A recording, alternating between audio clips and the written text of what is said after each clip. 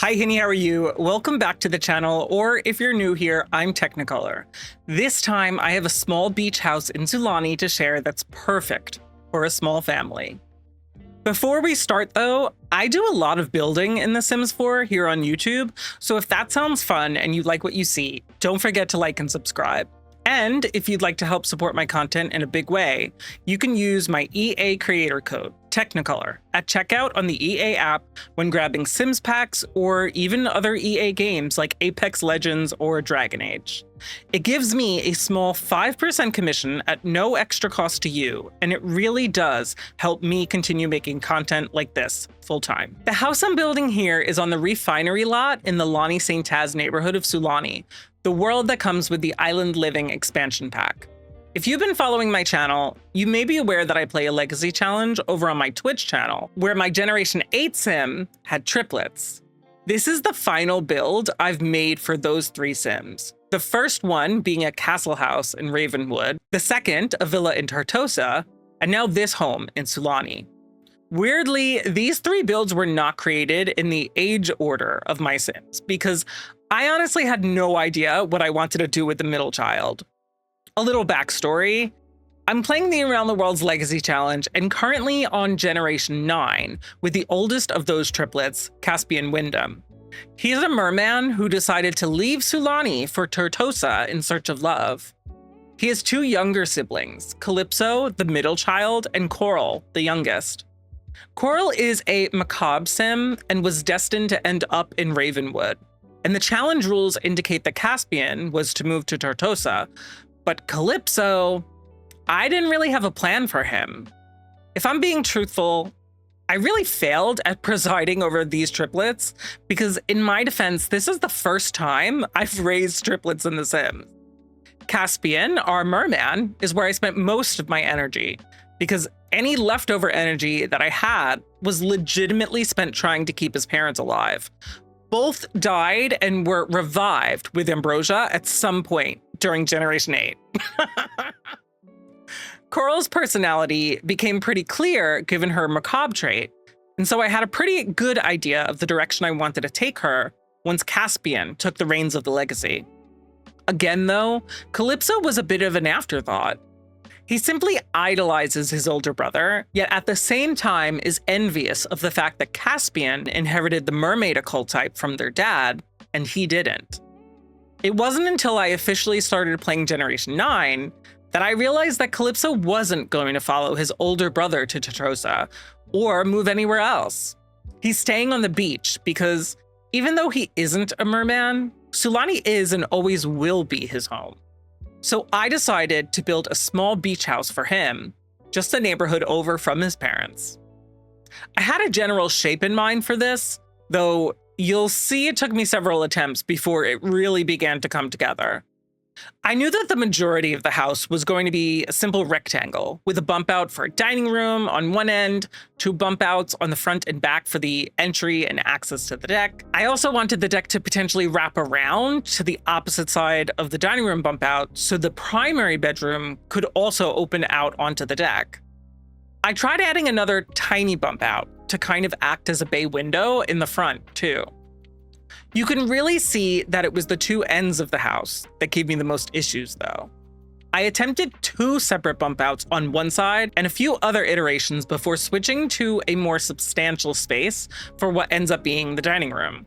I even swapped what side these spaces were going to be on a few times before I made a final decision. Once I started adding in fencing, columns, spandrels, and windows, you could tell that I could finally start to see certain spaces emerge.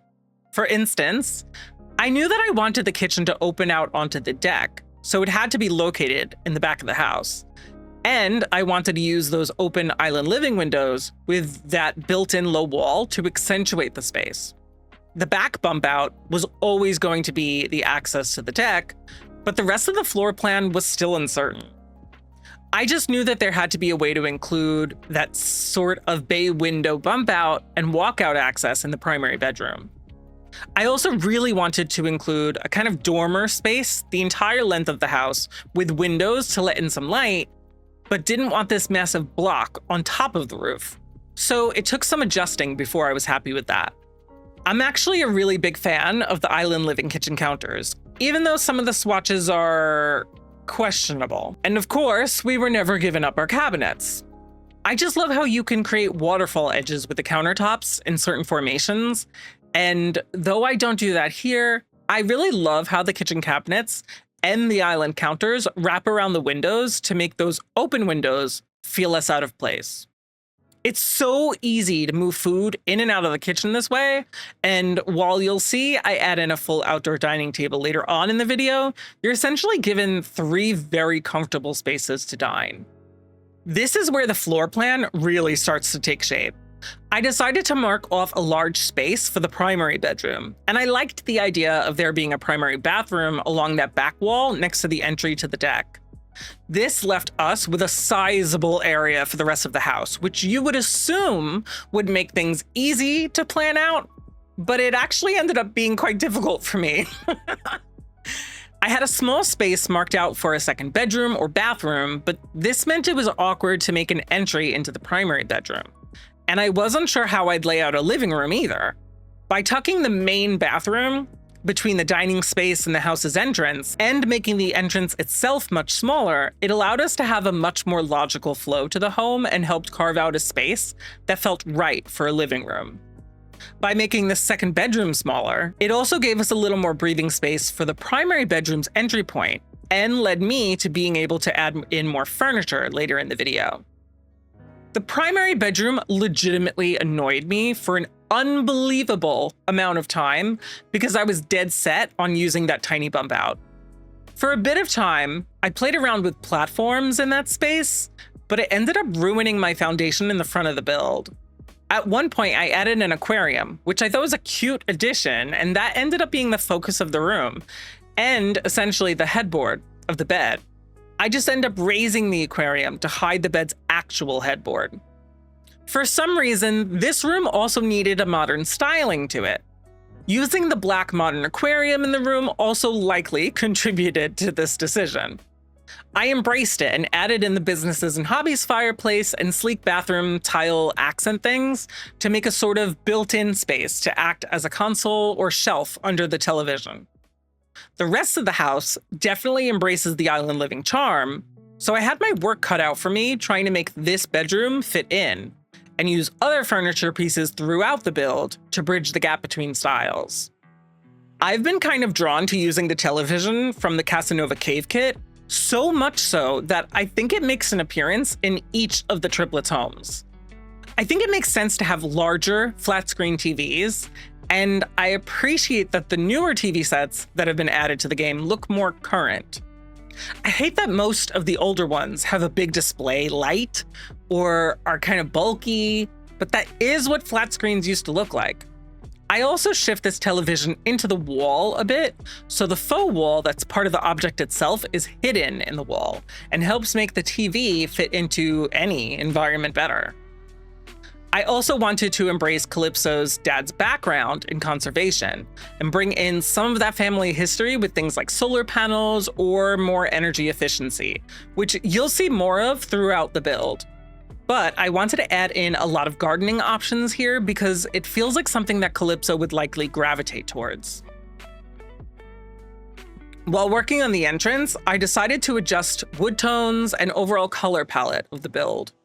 I also generally prefer darker wood tones, so I inevitably always end up going in that direction. I made sure to make all of the previously placed items match this new change, which also helped make the kitchen appliances fit in better. Since I had already begun to embrace a certain look and style for this build's interior, I decided to have the exterior and roofing match that. I decided on the eco-lifestyle solar panel roofing and a mixture of wood and metal for parts of the exterior walls. I'm not sure if this looks kind of out of place with the rest of this save files version of Sulani, or if it helps to weave in more of Calypso's own storyline and his family history. I know I mentioned it already, but I should probably talk a little bit more about my legacy challenge in case you're interested. When I started playing The Sims a couple of years ago, I had no idea how to play, and I felt kind of overwhelmed by how much there is to the game. I kind of focused more on building and quickly ended up with a fair amount of packs, but I still knew very little about gameplay. So I played a quick little legacy challenge and figured out I really enjoyed not just building, but playing the game itself. So I wrote a new legacy challenge with my boyfriend, Cinnabon Andy, called the Around the World's Legacy, that has pack-based generations. So each generation is focused around a specific pack, lives in that pack's world, and deals with gameplay that came with that pack. Generation 8 was our island living generation, which was a ton of fun for me because my first legacy challenge also took place in Sulani. Generation 9 is focused on my wedding stories and takes place in Tartosa.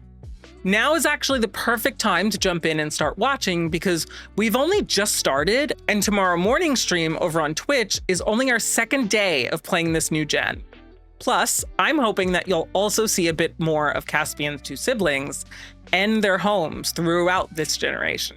Around this point in the build, I spent a fair amount of time making adjustments to the interior and exterior of the build to make it more concise. I made the balcony decking off the primary bedroom smaller and gave it a more defined doorway, which also allowed me to bring in more natural light into the bedroom. This is also where I decided to go all in and add solar panels to the roof, which now I'm realizing is likely overkill given that the roof texture I chose is technically also solar panels, but whatever. In case you watched my last video, I'd also like to take a minute to say thank you. On Saturday, over on Twitch, we celebrated my 5th anniversary of streaming and being a content creator with a 12-hour event. We did giveaways, played games, and even made some awesome 15-minute room builds. I had the best time, and I'm just so grateful for all the support that you've shown me as a creator these past 5 years. It's been an incredible journey, and I can't wait to see where the future takes us. Back to the build though. On the deck, I added another spot for gardening, made space for a dining table using the new table we received as part of the Nature's Calling event, which I believe was extended through September 2nd, so if you haven't finished it up or claimed all of your quest items, be sure to do so. There was even room for a game table and some loungers. I quickly added 2 beds and a small shared nightstand for a kids' or teens' room. I'm mostly letting Neighborhood Stories take care of Calypso's and Coral's futures, so I just decided to furnish the extra bedroom this way. Working on the rest of the living room was actually a ton of fun. I wanted to have a bit of a lounging space instead of a typical couch, so I used the modular one from Dream Home Decorator. I think it fits with Calypso's laid-back energy and definitely works with the rest of his home. Then I wanted a sort of console table behind the couch and started playing around with some of the modular storage from Dream Home Decorator again to make something that matched the seating. I also gave him a bit of a worn rug instead of a newer one because I wanted to express that this is a well-loved home, and he might have even thrifted it. I think it's also interesting because once this specific space started taking shape, it reminded me so much of his dad's home. Moving on to the foyer area, I wanted to make sure this space felt inviting and not cramped because it's quite a tight space. I added a little dresser for more storage with a mirror over it to help bring in more light to the room, and a little bowl to drop his keys or whatever into when he arrives back home. I then spent some time working on 3 areas all at once. The second bedroom, the foyer, and the area around the back door, which I furnished into an office space. I added 2 closets to the second bedroom, a desk to the office area, and eventually a bar to the little nook between the primary bathroom and back door. You'll see that originally I tried to fit some bookshelves and a piano into this small spot, but decided against it, which I think was the right decision. Having a bar instead of bookshelves gives this spot more of a reason to visit it and helps make the entire space more open for entertaining.